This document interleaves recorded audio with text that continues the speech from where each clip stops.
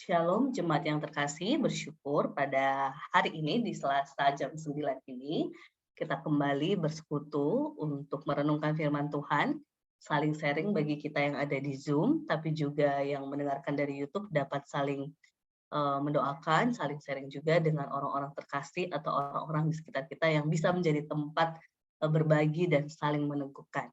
Kita akan memujikan satu lagu yang berbicara pengharapan. Biasanya kita butuh terus diteguhkan pengharapan kita ketika kita berada di tengah situasi yang tidak mengenakan. Maka pujian lagu ini menggambarkan situasi itu dan Tuhan memberikan pengharapan, yaitu di tengah ombak. Kita pujikan di tengah ombak.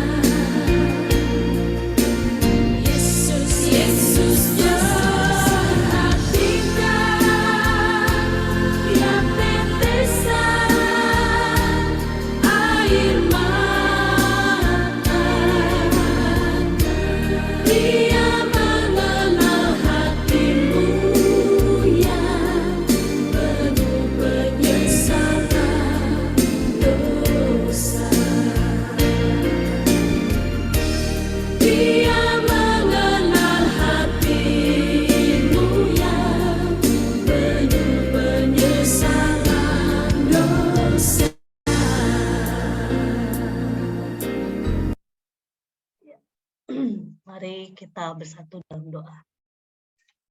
Sungguh ya Bapa, di tengah segala situasi kehidupan kami, yang kadang kami merasa di tengah situasi yang tidak menentu, kami goyah, kami tergoncang, tetapi di tengah-tengah situasi yang tanpa arah itu, Tuhan sendiri yang tetap menyapa kami dengan cinta kasih dan memberikan pengharapan yang sejati.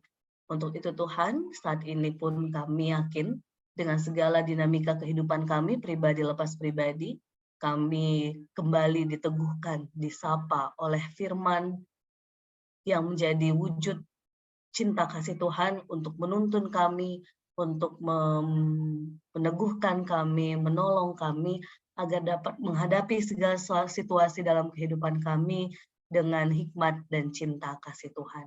Terima kasih ya Bapak, ini kami anak-anak-Mu yang siap untuk membaca, merenungkan, dan Roh Kudus Tuhan menolong kami untuk melakukannya dalam kehidupan sehari-hari. Amin. Monggo Bu Ratna.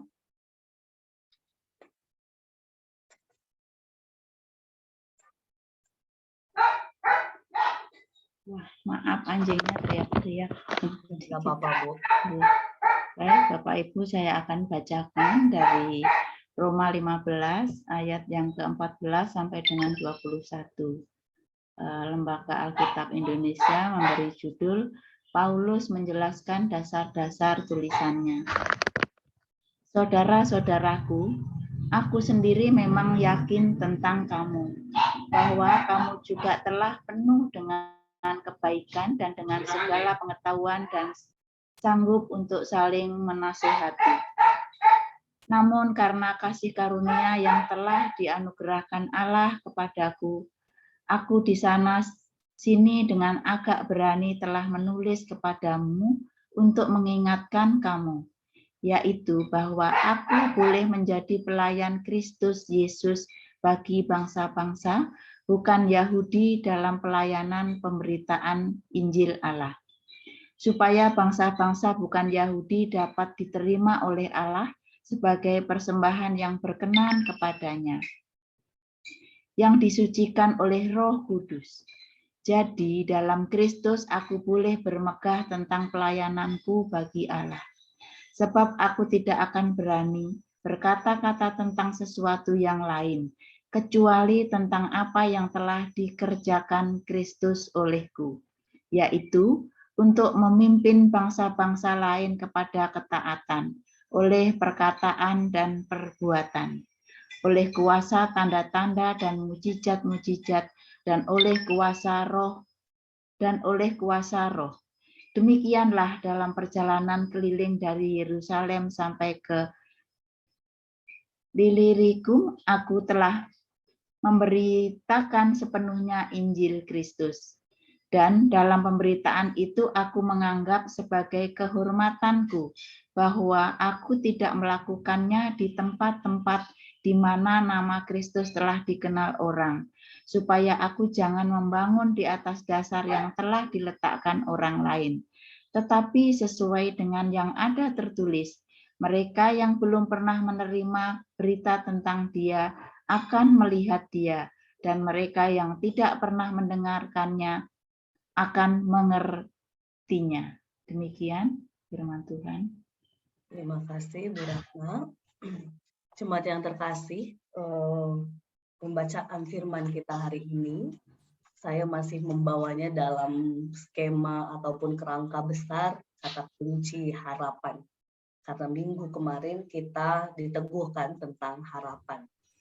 Berbicara tentang harapan, jemaat yang terkasih, ada hal yang harus kita lihat, bahwa ketika kita masih berharap, ketika kita masih yakin bahwa segala sesuatu akan lebih baik, ketika kita masih yakin bahwa apapun yang terjadi dalam kehidupan kita, semua dalam kuasa Tuhan, maka di sana sebenarnya kita pun yakin bahwa di tengah-tengah situasi sulit akan ada perubahan menuju ke situasi yang lebih mudah, situasi yang lebih baik begitu ya.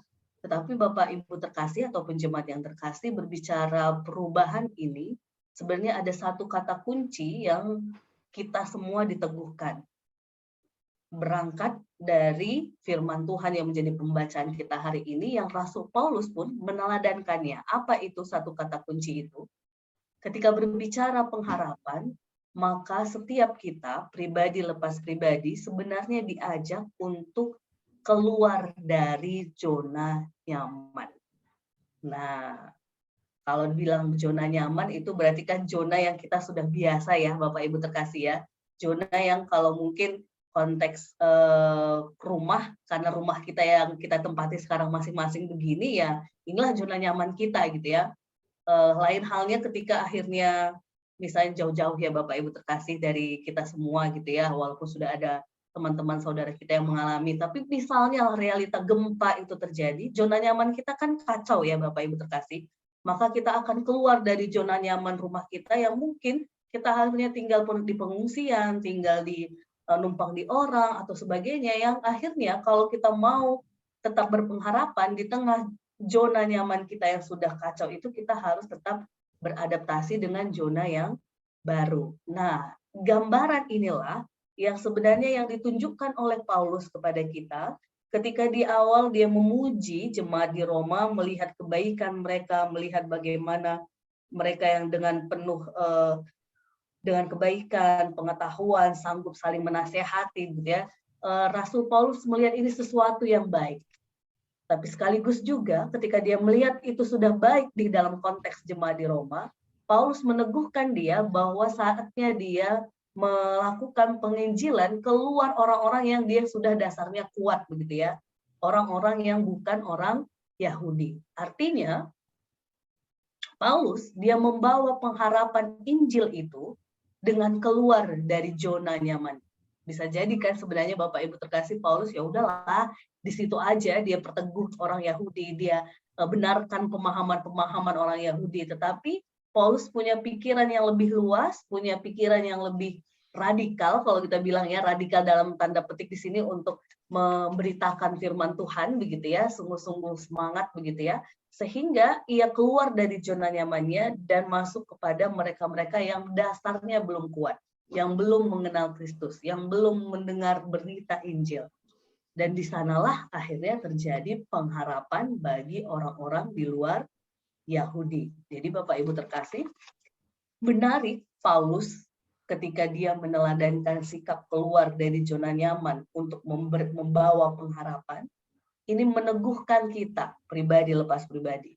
Saya ketika membaca ini tadi malam, bahwa ini yang akan menjadi renungan kita pada Selasa ini, saya berpikir, wah berarti aku udah nih, zona nyamanku udah keluar. Karena Bapak Ibu tahu ya, saya dari konteks gereja Batak Karo Protestan, tapi berani melangkah ke konteks kita GKJ gitu ya. Tapi saya berpikir lagi Bapak Ibu terkasih, apakah cukup zona nyaman yang sedemikian yang Tuhan maksud begitu ya? Sehingga ketika di tengah konteks yang sekarang pun berada dengan keluarga besar GKJ Jeremia, saya pribadi lewat firman ini pun seperti masih Tuhan teguhkan, Aban, jangan hanya terkungkung, jangan hanya senang dengan zona nyaman yang sekarang gitu ya, oh bersama keluarga besar GKJ Jeremia gitu ya, tetapi harus ada hal-hal yang memang terus diperjuangkan untuk menyuarakan cinta kasih Tuhan kepada orang-orang di sekitar. Jadi Bapak Ibu terkasih, bagi saya pribadi mungkin Tuhan menempatkan pemikiran itu, tetapi bagi setiap kita, Mbak Aban, kalau kami tidak pendeta terus gimana gitu ya.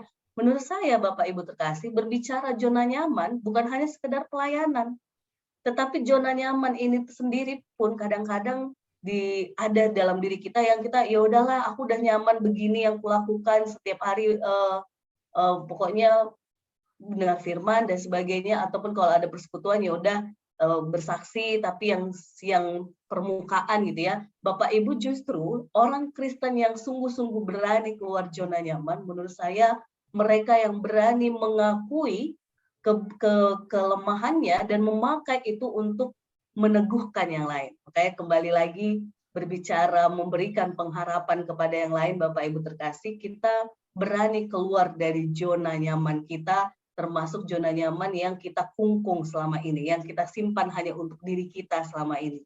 Justru ketika kita memang mau diberkati Tuhan dan menjadi berkat buat orang di sekitar kita, pengalaman setiap kita, pribadi lepas pribadi, itu dipakai Tuhan untuk merangkul mereka ketika kita mau keluar dari zona nyaman yang biasanya cuma kita simpan untuk diri, yang kita keep untuk diri, yang kita tidak mau sharingkan, yang kita tidak mau pakai itu untuk meneguhkan yang lain.